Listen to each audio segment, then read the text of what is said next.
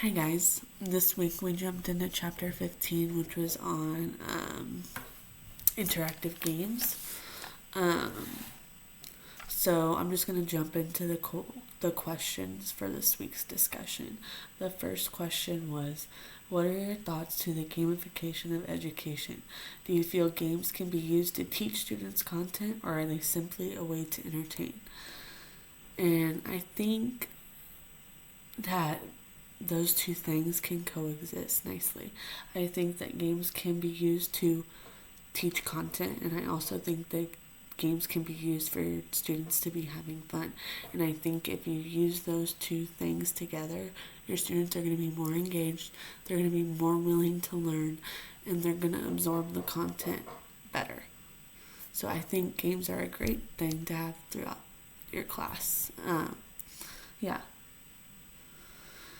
The next question was, what examples can you think of to use games in your future classroom? I think games can be used for trivia. I think games can be used for like what I did with Jeopardy. I think games can be used for icebreakers. There's so many different ways that games can be used in the classroom. The second question was, what template did you use and what kind of interactive game did you develop? I used the Jeopardy template that was in the chapter, and I developed a Jeopardy game. So, sorry, excuse me. My game was for third graders, third grade English. So there was different questions for different points throughout the games. You had to enter the question and the answer. You would have the game displayed for everyone to see. They would get to pick which question they want to answer, and if they get the answer right or wrong, that's how many points they get. It was either 100, 200, 300, 400, 500.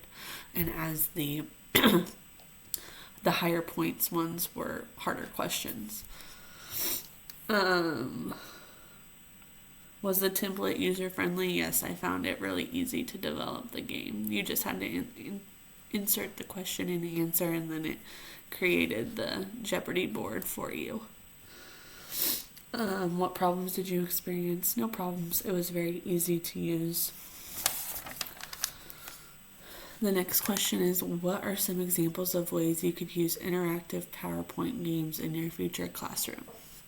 I've already given some of these examples, but trivia quizzes are a great way to keep kids engaged and get them learning. Scavenger hunts I thought would be fun. You would give the students clues throughout the PowerPoint, and then at the end they would have to guess what they think the answer is, and if they got it right, they get a prize.